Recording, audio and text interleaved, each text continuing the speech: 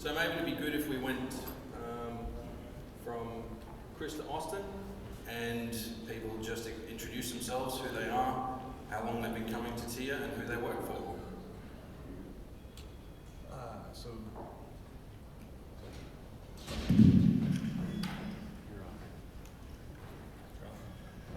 Chris Rhodes with BKT Tires.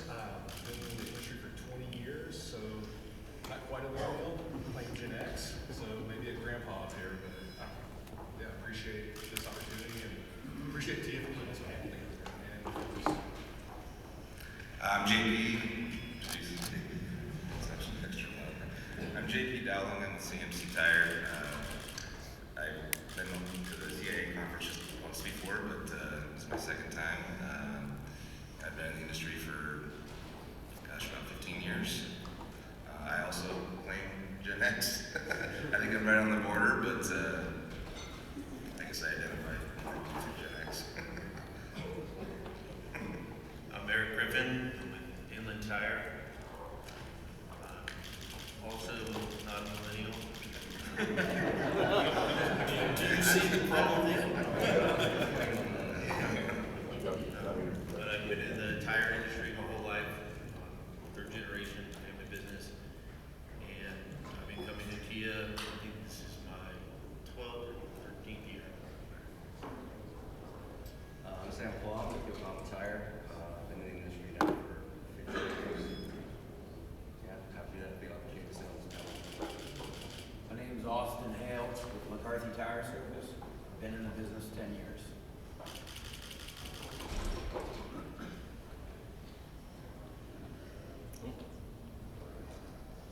Was I supposed to press that? So the first question we've got is, it would be interesting to know from the panel how many people they work with in their teams or in their company that are under 30 years old, 30-year-olds or under. Starting with Chris. If you look at all the guys in the white BKT shirts, I would say we have a very experienced workforce. So not as much younger, under 30. One of the things we have done in the last couple of years, both in the U.S. as well as globally, is we're creating positions that are more entry level, associate, or junior level, both in sales and technical, so we can bring in the younger people and then sit them on a career path of training and get them up to the experience level. So we acknowledge that that is a need, and we're trying to take the steps to change that percentage. Okay. Yeah, we're about 25% under 30 in our company. Obviously, that's growing, so I mean, we've got to do things to engage those folks. I think the 25% is kind of the entry level folks in our company, so we've got to learn how to train those dudes and get them set up to be successful. For us, we're a tire. We do tire service and a retreader and recycler. We're about 20%, I would say, and it's a pretty even mix between all the different jobs. We're fortunate enough to have a lot of 25 to 35-year tenured employees that are able to teach to these guys. So that's why it's very important for us to bring in the younger people right now. Why we still have the people with the experience. For us, Yokohama Tire, as an industry, we're probably about 15 to 20%. Specifically on the OTR side, though, it's been a little bit more difficult. We're probably about 5% with people under 30. At McCarthy Tire Service, we're a sales and service provider of off-road tires on the East Coast. Specifically, I'm over Maryland and Virginia, and I have a team of 23 members, of which about a dozen are solely off-road oriented in their portfolio. Of all 23, 3 of them are millennials, so 39 and younger. I'm the youngest at 32. Our average age of our workforce in that group is 56 years old. So it is extremely important to get the talent in the door now so we can help transition as the next 10 years moves forward. So, do you guys have trouble, from my perspective, I've been OTR my whole career in the tyre industry, and I feel that OTR is rarely where people start out in tyres. They usually start with commercial or something a bit smaller, because it's very rare that you're just going to walk into a shop that does OTR. Do you find that that might contribute to the slow uptake into OTR for younger generations maybe? And how do you think that it could be fast-tracked? Because obviously OTR is hard, and the longer you've been doing it, the more sore you are in the morning generally. So, no? So, if I understand what you're asking, What's the bottleneck? You know, why aren't you getting as many people up into the OTR? so with the age of the service technician, the average age being higher, I don't have the exact average for you, but a lot of our young talent is going to the service technician side to fill those roles, and there's less talent left for the sales roles that are necessarily open immediately as well, because the key to our business is servicing the customer, so that takes number one priority. Sure. I was fortunate enough to start my career in OTR. I've been through several other divisions through the company. I've done passenger and motorsports, but I actually ultimately came back to OTR because of the people here. I think that this industry has some of the best people that I've ever worked with. I've been mentored by some of the best people, Gary Nash, Mike Baggett, who you guys all know very, very well. But I think one of the main things that we can work on is sort of an exposure. Prior to me coming to Yokohama, I didn't even know about yellow iron. I guess it's kind of, people don't even know that this industry really exists. It's pretty specialized, but the bottom line is that without our industry, there's basically no infrastructure, right? So I think having that daily exposure to the younger crowd is a crucial factor in making the younger generation be a part of this industry. Anyone else, or we just keep moving? Well, with CMC, I think we transitioned the guys from commercial sales to OTR sales. Same thing with the service technicians. So I think it's more of a graduate to that level. Obviously there's more money being made on both sides, the sales and the service tech. So I don't think that we actually actively go out hunting for OTR specific salesmen. Obviously they're going to be out there, and we'll probably already know them anyway. So it'd be more of a deal that we transition through our company.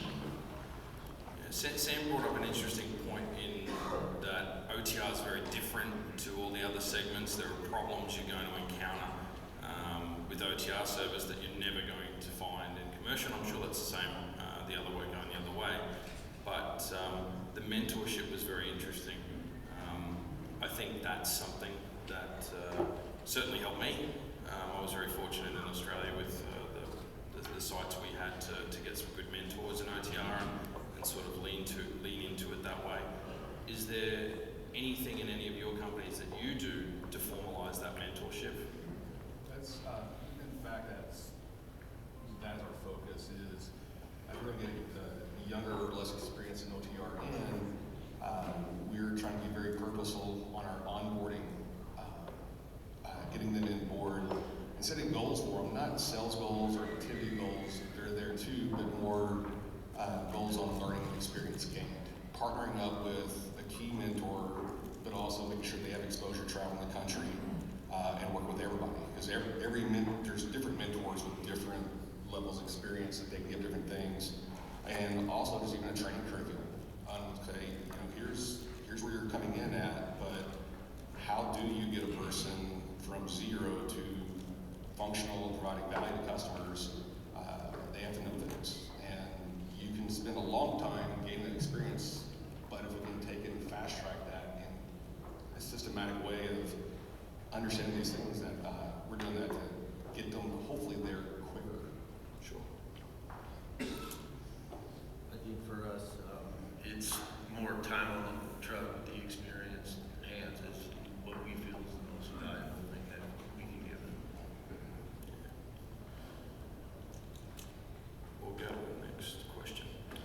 what, if anything, do you do to engage the younger generation of your workforce? That's a very broad statement, but by that I mean some organisations might have a private or a company Facebook group to help communicate, because let's face it, they're always on it. Or WhatsApp, those kind of things. Do you guys partake in any way? Yeah, as far as social media is concerned, I mean, it's an integrated part into all the younger generation's lifestyle. And so we're pretty active on all social media platforms, Instagram, Facebook, stuff where we can make an impact. I think, however, on the OTR side, the activation is minimal, and we probably need to make a better effort to reach out to the younger generation that might be interested in the OTR industry. So, my biggest pitch to our up-and-coming team members is to use the technology that we have available to us.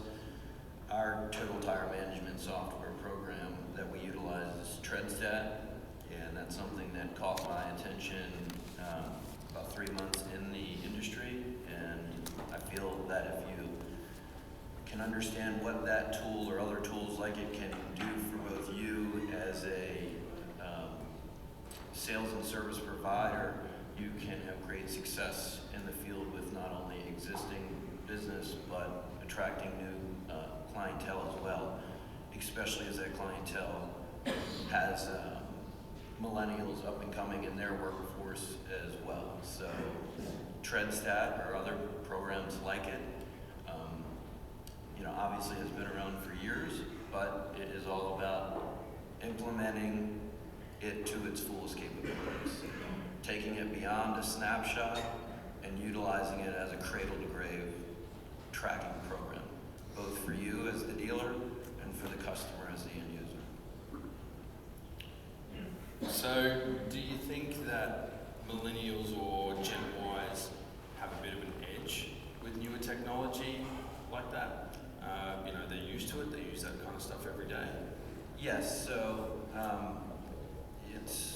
it makes them understand the business that we're doing in the field a lot easier. It allows them to conceptualize what's being done a lot easier. Obviously, their number one mentor are their service technicians in the field, so you cannot get around that. But with that tool, and the mentorship from the technicians, the senior technicians in the field, you then have a good platform for that individual to succeed, both with managing existing business and growing. Other technologies, such as CRMs, like Tableau, can manage both your customer relations and your analytics from a sales side would be your quotas, your department quotas, to have that platform deliver the data live to the members in the field really sets them above their competition. I want to go back to something Sam said about lifestyle. So obviously everyone, you have that picture of the millennial in your head, sitting there, they got a bad haircut, jeans come up quite high, they're always on the phone, they want to do their own thing. Lifestyle is important to young people, probably more so than older generations that work to live versus live to work kind of thing. Do you think that clashes with OTR? Because it's pretty heavy going. You need to be on a service truck, go to wherever you need to go, do what you need to do when it needs to happen. Sometimes you're going to drive for a few hours, long time to get there, stay overnight. Does that impact? Do you guys think that's going to be a barrier for younger generations? Absolutely. I think so. Yeah. I think it's hard work. I mean, especially for the service techs, and to go out there and put in those 12-hour, 15-hour days sometimes, driving included. I don't think that's very appealing to the younger generation that potentially go to Google and have their meals cooked for them and take a nap. So I think it's that's definitely a problem for sure. I do think not all millennials are created equal. And all of us were younger at one time.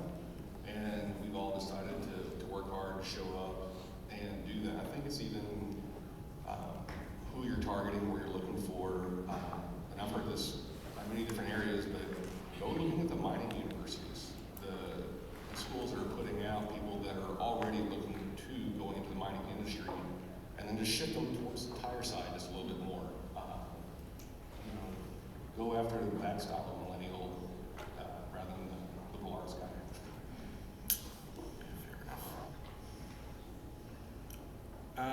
We sort of already went over it a bit, but the percentage or how many customers or in particular decision makers are you dealing with that are 30 and under or quite lower in age to the rest of your customers? And how does that change? Do you communicate differently with those people? Do they have different expectations?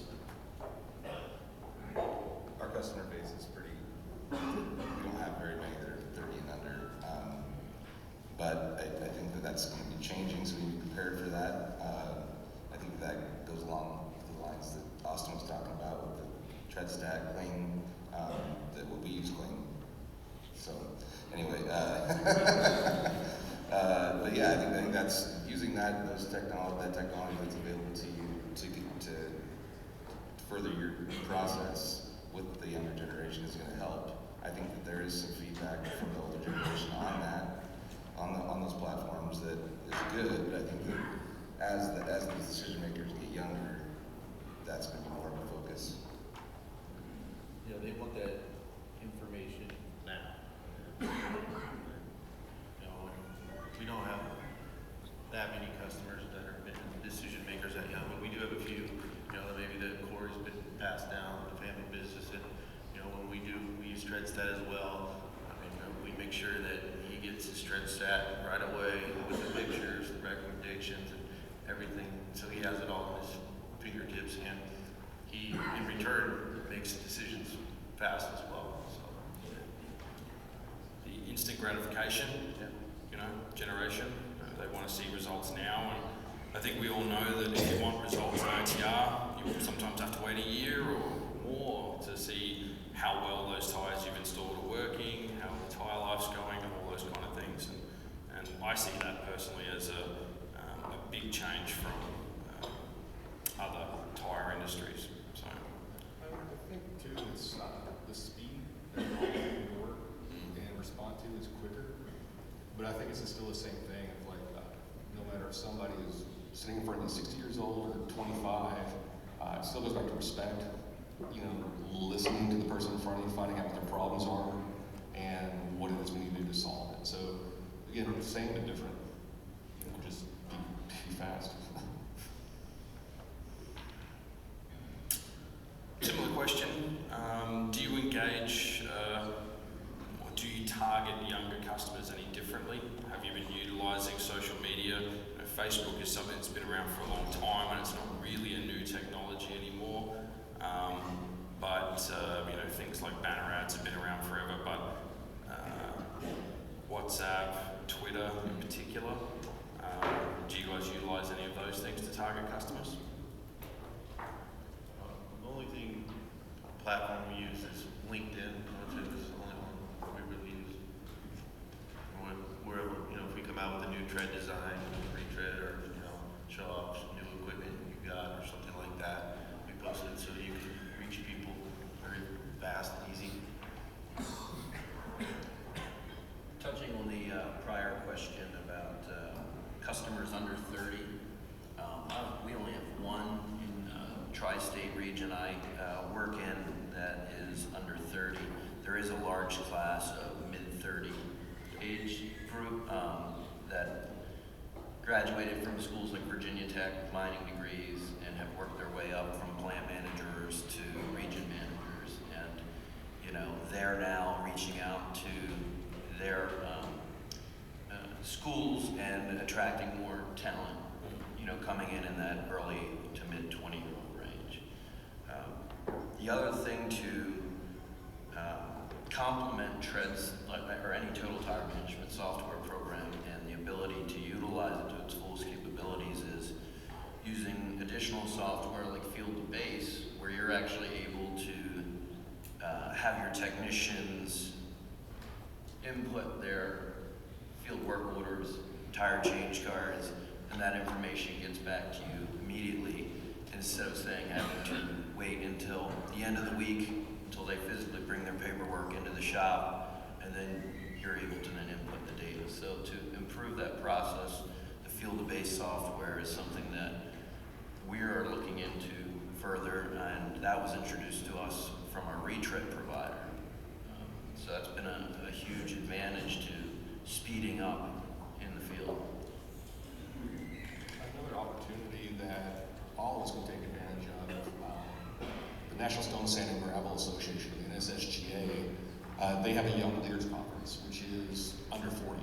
So just like a TIA conference, they will go somewhere, have speakers come in, but everybody that will be there will be up and coming plant managers and other leaders. And when I was under 40, I was able to attend that a couple times. And that's a great way to link up with other people that will everybody cover the rings together and just kind of see what their needs and concerns are and find us our own answers. So, find people in the 40-year organizations, send them to that conference. Also, being able to answer the questions such as, does retreading pay versus new tires in a certain wheel position? That's probably the first question I receive from my same age group when they become into roles of management, things like that. So, and they want the 50,000 foot view. It's a yes or a no.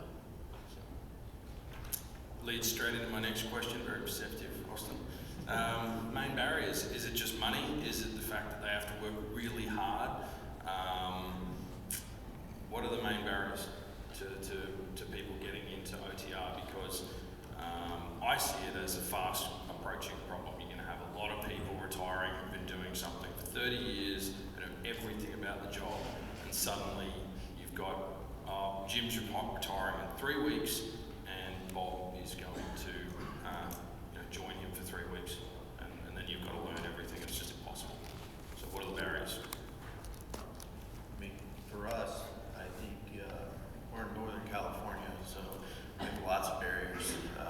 Our location would be the big one. We can compete with, the Google campuses. Where you can get your laundry done for you. Like you said, take naps, that kind of stuff. Or you could go work on an OTR truck and be in the dirt for 60 hours a week. So I mean, we have a very high cost of living, and just the sense of entitlement that you went to college and you deserve to be making 6 figures when really you haven't proven yourself at all. Yeah, I think training and education is one of the main barriers. I think having, to become proficient in OTR, you need to spend quite a bit of time in the field. And the younger generation is looking for that instant gratification. They want to be able to Google it, YouTube it, and we have some training material out there. But I think in general, the education side we could do a little bit better at. Our onboarding process at Yokohama, we're now revamping it and understanding that e-learning is a big key to being able to bridge the gap in education in general. I think the other thing is technology. Kids these days, they want to be impactful. They want to have the highest technology, the latest and greatest smartphone. I think the technology part of this industry is a little bit slow moving, and I think maturity, and standards across technology, communication protocols needs to be implemented at a greater level for it to be sustainable. Once that happens, I think a lot of the younger generation will become on board. With mining and surveying right now, they have the technology available to use drones to do your surveying, and I think kids, the younger generation would find that interesting. We do have some questions from the audience. First one, have any of your companies hired millennials to learn from them? I think McCarthy Tire Service is unique in itself because we have an active 4th generation that's in the millennial age group that's up and coming, and their ideas are tapped into regularly and considered, and they're actively involved with executive management. So that's a neat thing we have at McCarthy Tire Service. So. And for us, what we found is also a barrier of take a millennial come into our industry, and one of the first things is, why are you guys doing it that way? It's like, well, it's because it's right. We've always done it this way. But they see change. They're used to a lot of rapid change, and the longer we're in the industry, the less adaptable the change will become. So what we're doing is we're taking those millennials, we're taking the younger generation and letting them lead projects to solve problems and change things. And yet they can't do it by themselves, so they are having to reach out to the older, wiser, experienced people. But yet in that process, they're getting trained, they're getting interaction, and organizationally, we are improving. So it is tapping into them and giving them some ownership because they want that. But you know, they're not going to hit a VP quickly, but they can lead a project and help us all out. Yeah. We've got another question. What modern day benefits can be offered to millennials to bring people into the tire business? You know, driving big trucks for hours, you know, people yelling at you. If I knew that, I probably wouldn't be sitting here. I think that is the reality. We all, They can work whatever they want. we found ourselves here and we just love it too much to leave. So I'd take a shot at that. One thing we are doing is back to that exposure, bringing them to conferences like this. You know, rather than waiting until they're more seasoned and kind of quote unquote earn their stripes, give them exposure to people like this. Take them to con expos and mine expos and the trade shows. Early on, we're sending them to our plants so they can go out there and see how the tires are made, and also just give them exposure to our larger global team. So we'll have twice a year global technical conferences in Milan or India or wherever. So travel, that broader experience, fast track them into almost appearing with more experience than they can start out with. But, yeah, travel is a big thing for millennials. With work-life balance, we definitely ran into, with some of our younger service technicians coming up, not asking them essentially, what do you need? You know, are there certain days in the week that you need to be done at a certain time to get your kids from daycare, go home, watch your kids because your wife has to go to work? Those are questions that I don't think our industry necessarily asked in years prior. It was, here's your workload, get the workload done. And luckily we were able to catch that in time, that we weren't necessarily asking those questions. And we were able to work out plans with those technicians to allow them to participate and be active in their home life. So that was key. that's a good segue into the next question of work-life balance. It's really important to younger generations. You know, the circumstances are just different. How do you personally balance, or how do you cope with your work-life balance? Dangerous question. Yeah, 5 acres in the woods. So working outside helps. And just on the off time, getting out in nature. Just, you know, high stress, a lot of technology during the week, during the day, and try to completely unplug from all of it and go the complete opposite direction when I don't have to. And I pretty much have a mobile office everywhere I go, so I don't. You just don't. You just don't cope. I just work right now, and parents, I parent to my kids, but they could probably use a little more of me, I would assume. But yeah, I mean, like with your laptops and your cell phones, I mean, you're always attached to work, and I think that could lend us some flexibility with being in the office. I think that the older generation kind of expects younger folks to be in the office at X time in the morning, leave at X time at night, put in those extra hours, but knowing that you have email and text and all the social media and everything attached to you 100% of the time, maybe that could be something that we could be a little more flexible on going forward.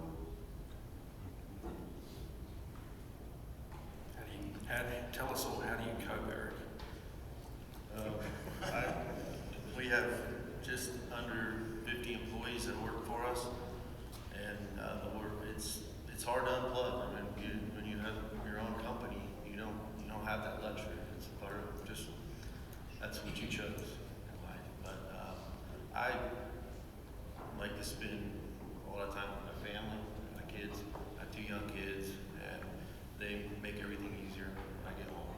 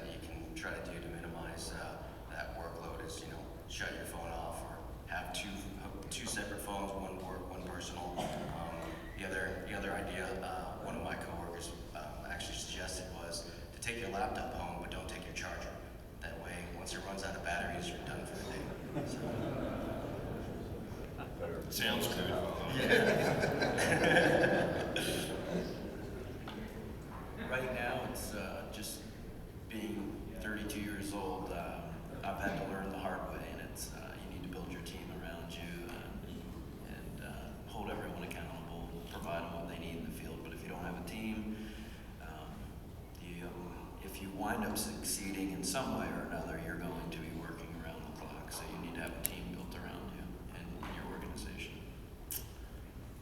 Another question. Millennials love to bounce around workplaces. How do you retain them and instill loyalty? And if you don't, like if you don't have millennials, how do you think we could? I think that's a tough one. I think you're absolutely right. There's no loyalty from millennials on the younger side. I think one of the key things that I see is, again, I'm going to loop back to the people. I think as millennials get older, you know, when they become in their 30s and they maybe wanting to start a family, I think their priorities are going to change a little bit, and they're going to look long-term about that work-life balance and finding other opportunities which don't necessarily include that instant gratification. So I think as they mature, they're going to see that this industry is, you know, this industry is awesome. We got awesome people. It's a fun industry to be in. We all do work hard, but we also play hard too. So hopefully the younger generation will eventually be able to see that. No one else? No one's got any ideas? Money? You can never give them enough money. Chrome or the web truck? I'm not sure. What we hit on earlier, just engagement, career path, and you know the age-old thing that people don't leave companies, they leave their bosses or they're leaving because there's something they're frustrated with. So if we're engaging them and listening and mentoring and doing all of that, then that'll create that stickiness. But if we just think that they're supposed to go figure it out on their own and not engage them, they'll move on. I think recognition for their accomplishments. It's like, not just like, hey, good job, but like this specific thing you did really well. Yeah. And I think that, like, more often than not, there's a lot of criticism that happens without that. So I think that giving them specific recognition is something that could keep them hanging around. Participation trophies. Right, yeah. I mean, I don't think that's necessarily it, but like, I mean, like, just constantly rewarding them with, whether it's just a nice meeting or nice breakfast or something to talk about the things that they're doing well. Maybe ask them their input on maybe things that we could do better. So Yeah, I think millennials or Gen Ys and younger people are generally not the strong, silent type, and they usually need constant reinforcement, especially with jobs that can take 4 hours, 5 hours by themselves. You know, it's hard. I have another question. How does the industry utilise older workers to mentor or train younger employees? And can older employees be mentors? Do you think that's a good idea, leading back to what we were talking about before? Do you think that would help keep millennials or Gen Ys around? Do you think it would make them better workers? We have 2 in-house trainers, OTR certified trainers, one of which is here. He's been posting on the blog all week, Mark Shemko. But they do a great job in going to work with the up-and-coming service technicians to make sure they're, number one, safe and have the tooling they need on the trucks, the PPE, but also that they have a clearly defined training path to move forward. And it is no longer learning from Bob in the back of the shop, and Bob's going to teach you how he's done it for 40 years. You're going to learn by the book, per se, and we promote that and have that resource within our organization, and we've seen great retention of that talent and also their skill set increase accordingly. yeah, I think that's an excellent idea to have a guy that's just there specifically to train the folks that is also not in the field doing the work, because we've found that having the guys that are actually like our boom truck drivers train the up-and-coming boom truck drivers, they feel like they're infringing on their territory. So I think that that's an excellent idea that we should probably have to implement as well. So it can't just be any older employee, you know, from the sounds of it. It should be maybe somebody specific, it should be targeted, because I do understand, you know, if somebody's been doing something for 20 years, something in a certain way, and then they've got somebody asking them questions, genuinely or not, that's definitely going to be testy. At least I used to test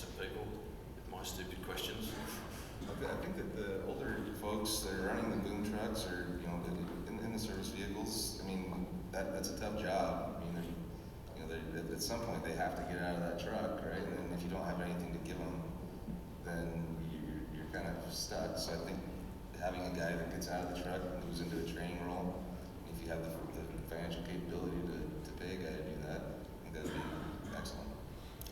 It's a good question from the audience again. Do middle-aged technicians with aging bodies need a career path to become a mentor? I didn't see that. JP's texting underneath the table in the questions, but I think that sounds like a great idea. Yeah, personally, I mean, we have found that was one of the first mistakes I made, was assuming that someone in that category wanted to get out of the truck. I think the biggest question you need to do is ask that individual, what do you want to do moving forward? Is it a sales role? Is it a training role? Is it a, say, service manager role in the shop manager role? But I made the mistake of assuming that since you know the customers and they respect you, that your next step is in sales. It may be that, but it just may not be right now. It may be a couple years down the road still. Fair enough. I made an observation. This is obviously as was said earlier today, this is the second biggest OTR conference I think we've had, and I can certainly tell you from last year, since I've been coming 3 or 5 years or so, there's probably more young people here this year than I've ever seen before. Just really good to see. Something that we've all brought up here is, those younger generations may not be ready to come here and influence decisions or even contribute to the decisions that are being made here or the deals that have been struck, but they certainly need to start learning about the history, getting to know the names, understanding why things are the way they are, not just how they are. Just an observation while I wait for Kevin to finish typing like this. Next question, awareness of mental health issues is much greater in the workplace. Are you seeing anything related to mental health or taking steps to help employees? I'm from Yokohama. Our HR department does a great job. They're very wary about our employees and our employees' health and mental state. Personally, from a management side, I don't think that it's really our place to be asking that question, but if we have a concern, we usually take that with our HR department and let them proceed and handle that accordingly.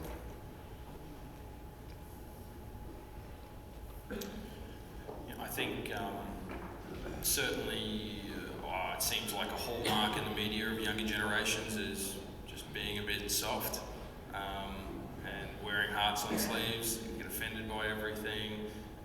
Do you find that that's happening in your workplace? Are the younger employees, a little bit of hazing than you in the workplace? The older guys give them a little bit on the side and they tend to fold? Or is it more of a case of a bit of an assumption of the generation? Is that something you guys have experienced? I don't see that in our workplace.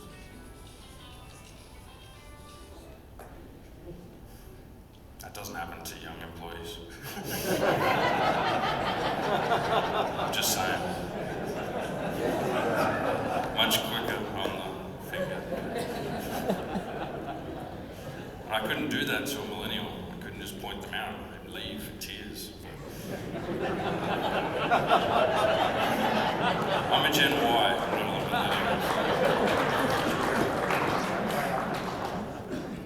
How do you deal with the impatience of millennials as they grow to the next position? They all want to be you, Eric, and Austin, and everyone else up here. They all want to run things. How do you keep them, their heads on, their feet on the ground? We do have this problem, and I'm curious to know what the answer is. I think engagement and challenging them, right, and making them understand that maybe they have a path, if they have potential, is important. So keeping them engaged and keeping them challenged is is a focus that is important. I guess I'll use myself as an example for this. Looking at a prior employer or two of mine in the audience that all gave me great opportunities. It's the challenge that you're after. And, you know, to stay challenged keeps you, you know, working harder, and that's kind of what I was after, and it's worked for me. The other millennials on my team, you know, the two or the three, they're all in sales positions, and they're very happy there. And some days I wish I was on that position, and because there is satisfaction to going out and selling and working with your customers on a daily basis and your technicians, you kind of go and do your own thing. So that's it's really what you want as an individual, and that's what we got there. I think our speaker before us hit on too, and back with the Ranger, the Special Forces thing of, you know, not allowing their job roles to stay static, but increasing those responsibilities, stretching them, growing. And back to what I was saying with the projects, continually give them increasing, not just sense of accomplishment, but actual accomplishments. Then they're ready to put them up to the next one. Yeah, accountability, I think, is a big thing. It's not just here's a project, you know, you told us that we need to do something different because we're old or whatever it is, but you're going to wear it if it doesn't go right. You know, you're going to run this, you're going to be accountable for it. I think that makes a big difference. I think for us, it's communication is, I think, the most important thing for us. We spend a lot of time making sure their opinions are heard, and, you know, they do come up. I mean, they do have good ideas. I mean, if we look at things from a certain way all the time, like we've done this way forever, and that's how that has to be done. And it can help you look from a different point of view that can help. From my perspective, we're growing. Like, we started 5 years ago with CMC, and we're adding locations left and right. So there's a lot of opportunity for growth, and I think that just seeing it happen in our company is probably the biggest motivating factor. People are seeing other people move to the next position and seeing how they did it and seeing what kind of folks are moving up. So I think that's how we're doing it at this point. As far Bit of transparency with people moving up and Sure. taking on more positions. Yeah, sure. Another great question. Can you explain the entitlement mentality of millennials?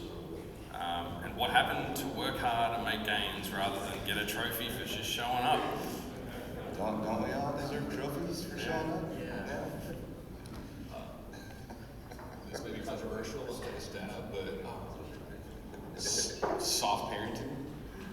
I would dare say that anyone in this room that's worked hard and probably raised their kids well, if nothing else, just by modeling hard work. And like I said, I shared a couple years back, my dad's coal mines for 35 years, and I attribute my work ethic from just seeing him come home every night, tired, dirty, and, you know, and then still go up and mow the yard and do more things. So as we bring people in, you know, it's just who you mentor them with. If they're a hard worker, either they will survive that or opt out. Bail me out. Yeah, I think that entitlement mentality is definitely something that's tough when you're sitting there looking at prospective employees, and you know they're a millennial, and you sit there and you go, geez, I'm in for it. This guy's going to want to be the boss next week. He's going to tell me I'm doing everything wrong. You know, that's something that in a way we've all got to overcome. Me included. The last person I hired was 63 because I didn't want to deal with phone stuff and whatever else. Final question. What tools can you use to recruit millennials? What talent pools do you pull from?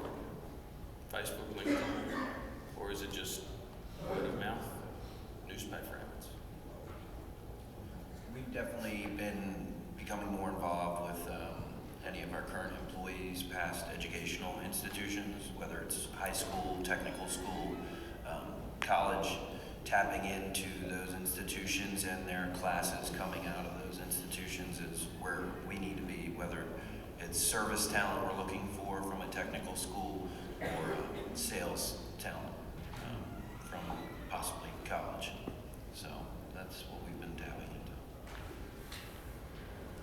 For your on the engineering side, we're fortunate enough to be located in Charlotte, so we've actually started tapping into the motorsports industry to look for potential engineering candidates that have a good experience and great analytical skills.